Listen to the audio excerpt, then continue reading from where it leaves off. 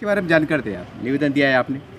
देखिए, इससे पहले मैंने 16 तारीख को निवेदन दिया था कि मौलाना आज़ाद आर्थिक महाविकास मंडल से जो शैक्षणिक लोन दिया जाता है, तो उस लोन के अंदर जो है तो प्रशासन ने अटी शर्तें लगाई है, जैसे कि पीआर कार्ड होना चाहिए, 7/12 होना चाहिए, नमूना नंबर 8 होना चाहिए।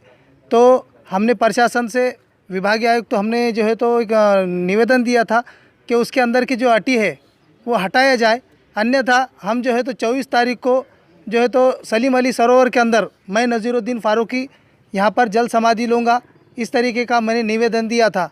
मगर पुलिस प्रशासन और प्रशासन ने जो है तो आग्रह किया कि आप जो है तो वरिष्ठ से हमारे बात कीजिए। तो आज हम जो है तो वरिष्ठ से बात करने के लिए आज हम विभागीय आयुक्त के पास आए थे, उनसे हमने बात की और उन्होंने हमें आश्वासन दिया है कि ये जो आपकी जो मांग है ये हमने जो है तो आगे फॉरवर्ड की है और जो है तो हमें कोई आदेश देने का या इसे जो है तो लागू करने का हमारे पास अधिकार नहीं है।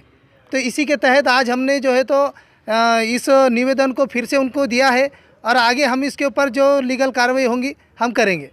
साहब, जैसा आपको अंदर कहा गया है कि हमारे हाथ पे नहीं है, तो फिर जाहिर सी बात है फिर जो नेता होते हैं तो कहने कि उनके पास भी आपको जाना चाहिए। देखिए, आज हमने जब प्रशासक साहब से बात की तो उन्होंने हमें जाहिर तौर से एक बात बताई है, अल्लाह ताला ने जो सलाहियत हमें दी और हम जो है तो एक समाज के हित में काम कर रहे हैं, तो इसका जो है तो हम खुद के ऊपर गर्व महसूस करते। अपने मुंह से अपनी बड़ाई बात करना चाहिए, ऐसी मीडिया के ज़रिए मैं आपको बताना चाहता हूं कि आज ये ज़रूरत पड़ गई है कि समाज के रहनुमा सो गए हैं। समाज के रहनुमाओं को जो है तो समाज के लिए आगे आना चाहिए। मैं आपके मीडिया के माध्यम से बताना चाहता हूं कि ये जो काम है आमदार खासदारों का काम है। प्रशासक ने हमें बताया है कि अगर आप मंत्रियों से, आमदारों से, खासदारों से, आपका लेटर तो एक सामान्य लेटर है, ठीक है, हम तो एक समाज सेवक है, हम तो कोशिश कर रहे हैं, हमारा काम है कोशिश करना समाज के हित में। मगर जिस समाज ने बड़े बड़े खासदारों को, आमदारों को चुनकर दिया है, तो उन्हें समाज की आवाज़ उठाने के लिए दिया है।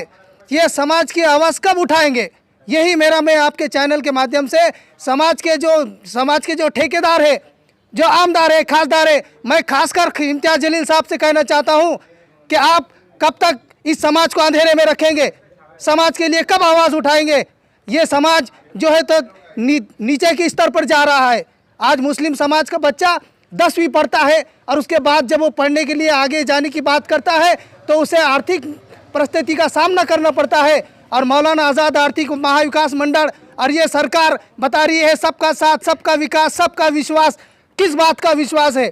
आज बच्चे पढ़ना चाहते हैं मगर आर्थिक परिस्थिति की वजह से वो पढ़ नहीं पा रहे हैं और प्रशासन को झुकाने के लिए इन खासदारों को, इनामदारों को, ये समाज के ठेकेदारों को सामने आना पड़ेगा, तभी इस समाज का जो है तो कुछ भला होगा। सर, आपने जैसा खासदार साहब को कहा है, और भी सेकुलर पार्टी के और भी नेता है ना, सबकी जवाबदारी बनती थोड़ी बहुत। देखिए, सेकुलर में जो है तो हमने 75 साल डाल दिए।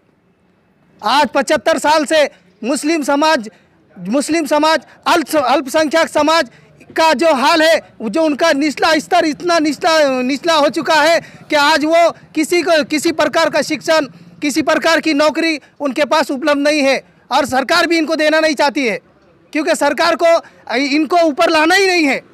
ऐसे में जनता से अपील क्या करेंगे आप? हम जनता से अपील करेंगे कि ऐसे समाज के ठेकेदारों को उनकी जगह दिखाओ, जो समाज का नहीं वो हमारा नहीं। आखिर में मैं नज़ीरुद्दीन फ़ारूकी, अटल समाज सेवक, मेरी जब तक जान में जान है, मैं समाज के हित में आवाज़ उठाते रहूँगा, चाहे प्रशासन जागो या ना जागो। मैं सैयद हमीद, मैं नज़ीर भाई के साथ में जो निवेदन देने के रास्ते में आया था प्रशासन के पास में, प्रशासन ने भी हमें कुछ मार्गदर्शन किया है कि प्रशासन ने कहा है कि ये हमारे हाथ में नहीं है, महामंडल के पास आपको जाना पड़ेगा और इंशाल्लाह हम आगे भी महामंडल के पास में ये जाकर ये काम जल्दी से जल्दी कैसा हो सकता इसको हम कोशिश करके जल्दी से लागू। मौलाना आज़ाद के लोन के बारे में जो उसके अंदर ही प्रशासन के हम तरफ से आए, प्रशासन को ये दिए, हमने निवेदन दिए कि भाई हमारे जो मौलाना आज़ाद का फंड है ये सब गौर गरीबों